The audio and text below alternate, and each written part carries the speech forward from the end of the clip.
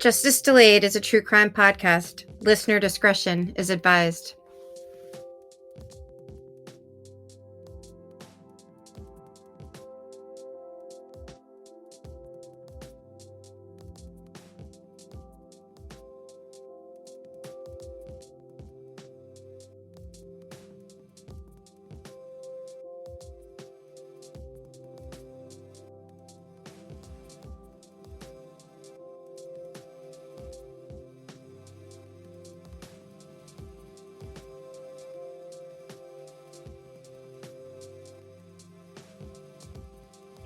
On September 14th, 2002, exactly 19 years ago today, Jennifer Servo still had her whole life in front of her.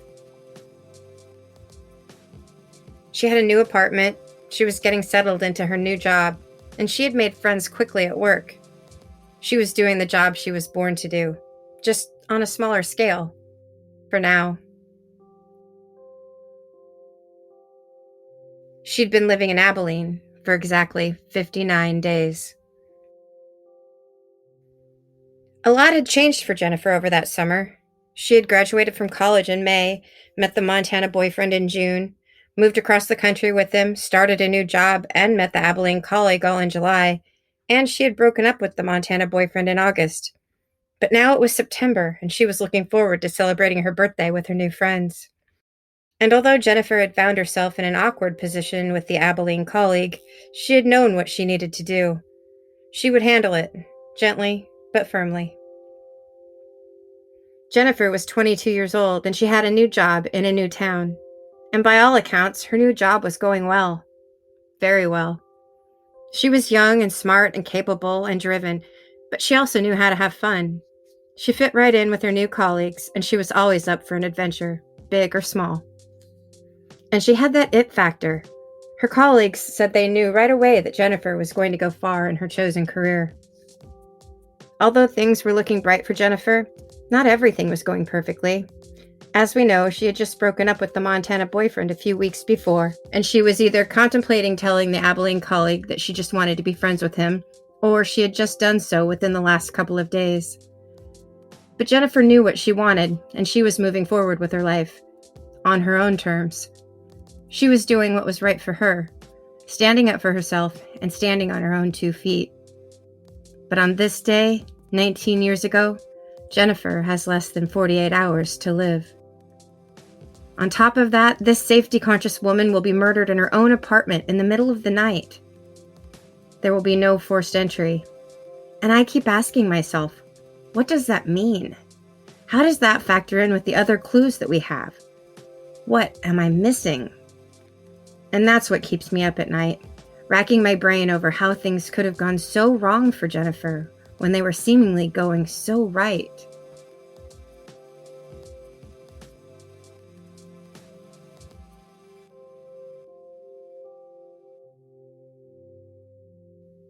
Hi everyone. Welcome to Justice Delayed, the unsolved homicide of Jennifer Servo. This is Season 1, Episode 13, 59 Days. If you're thinking right now that you're supposed to be hearing an episode about the ongoing scandal in the Tarrant County Medical Examiner's office, I promise you, that's still coming. I've had some family stuff that's put us on a bit of an unscheduled hiatus, but we're back full force this week because this is the week that it all went tragically, devastatingly wrong for Jennifer.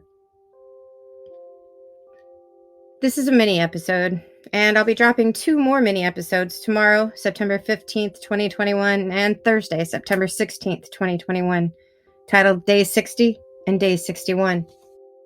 Then you'll get the episode about the scandal in the Tarrant County Medical Examiner's office.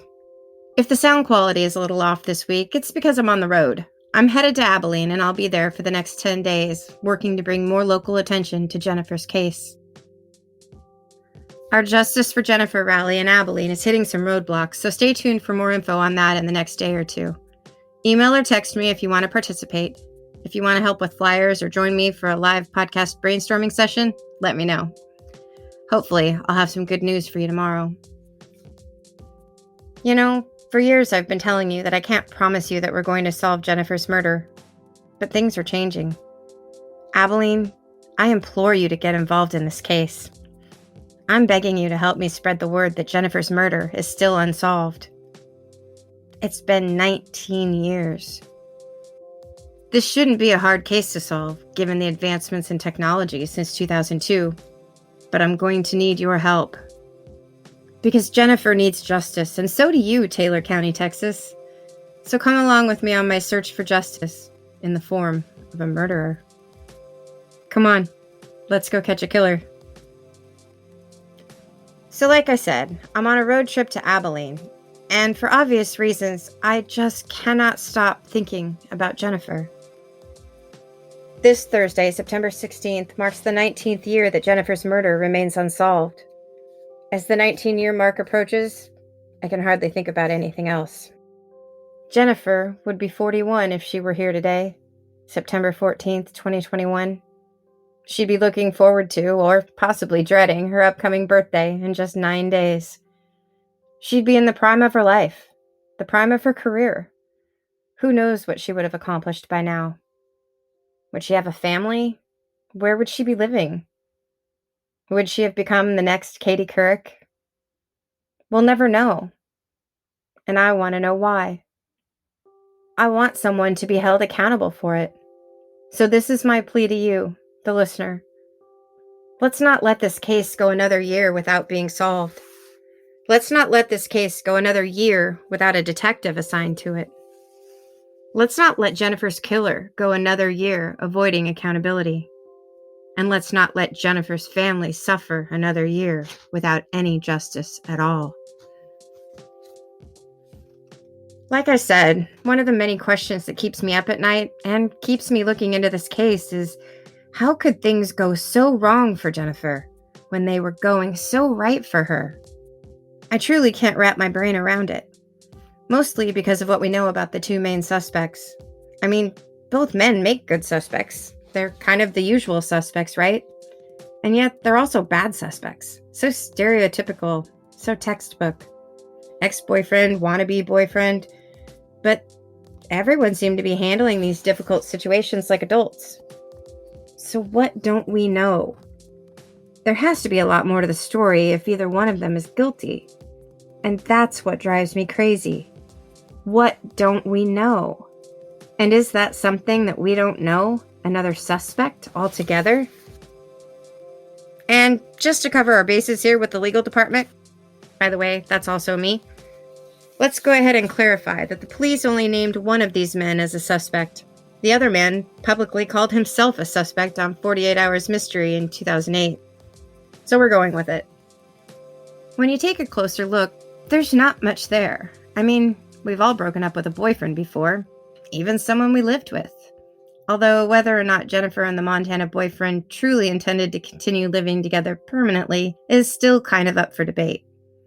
Regardless, we all know breakups suck. Even when you're the one doing the breaking up, it's never fun. And even when the breakup is contentious, it usually doesn't lead to murder. As you'll remember, according to Jennifer's friends, at the time of her murder, she hadn't spoken to the Montana boyfriend for a few weeks. So it's not like he was constantly calling her, knocking on her door, or continually trying to get back together with her. Yes, he asked her to reconsider her decision once, that we know of. That sounds completely reasonable. He gave it a shot, she said no, end of story. Or was it? Most of us have also been in a position at one time or another where we had to tell someone that we just wanted to be friends, or that we just weren't interested in them in the same way that they were interested in us. Or we've had someone tell us that. Yes, it's awkward.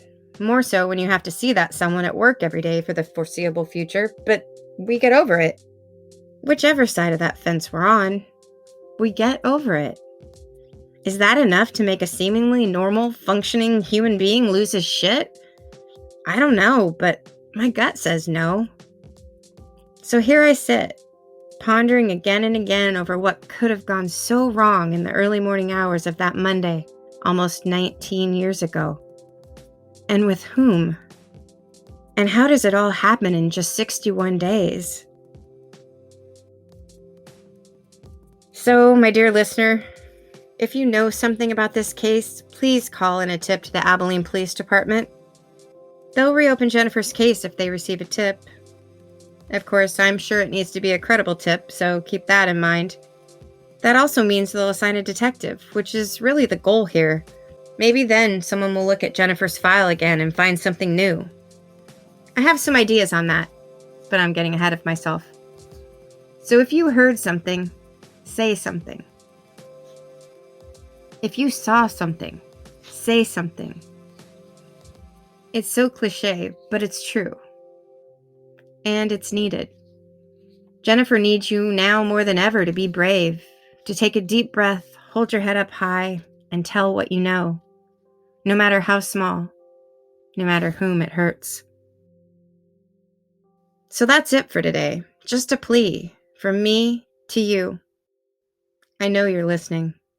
I know you can't stop thinking about Jennifer as this awful anniversary approaches. You can't turn back the clock, and you can't bring Jennifer back, but you can bring some measure of peace to a family who's been searching for it for almost 19 years. And if you need my help, I'm just a phone call away. If you've known the Montana boyfriend or the Abilene colleague over the last 19 years, you have a story to tell, and I want to hear it. If you lived at the Hunters Ridge Apartments, especially Building 4, or Summer Wind Apartments, previously called Quail Run, especially in Building 1 or 2, and especially between 2001 and 2003, you have a story to tell, and I want to hear it. I know I told you in a previous episode that both the Montana boyfriend and the Abilene colleague have lived in numerous cities and states over the past 19 years. A lot of people have come into contact with both of them. Something you know may be the missing piece of this puzzle. If you know something, say something. And I'm begging you, if you saw something, anything, on the night of September 15th into the morning of September 16th, 2002, call the Abilene PD, call Crime Stoppers, or call me. I have an anonymous tip line. You don't have to give your name. I'll list all those phone numbers in the show notes. You can also find them on my website, justicedelayedpod.com.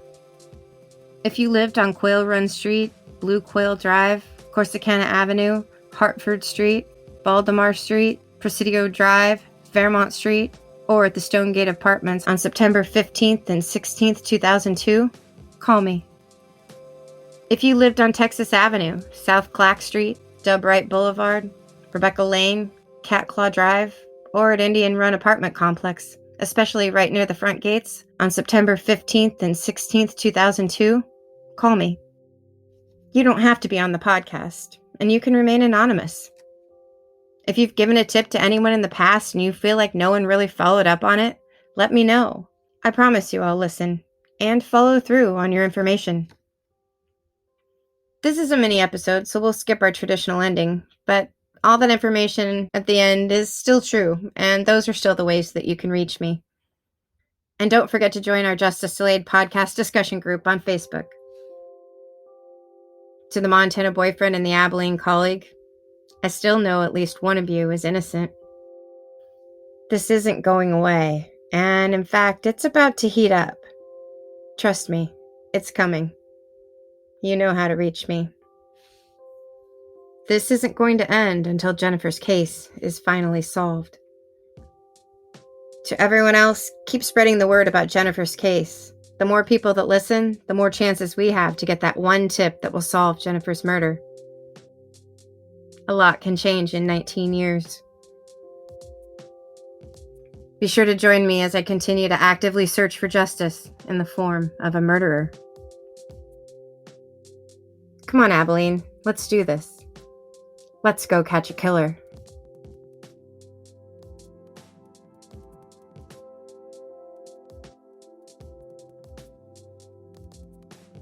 Justice Delayed is written and produced by me. All opinions are my own. I want to thank Jennifer's family for their support over the last 4 years. Without it, this podcast wouldn't exist. All our music is provided by Lee Rosefear. You can check him out at happypuppyrecords.ca. Our logo was created by Caitlin Spencer. There's only one source for today, the 48 Hours Mystery episode, Deadline for Justice, reported by Harold Dow. Don't forget to tell your friends to listen. Tell everyone you know. This is Sharon, and I'll be back.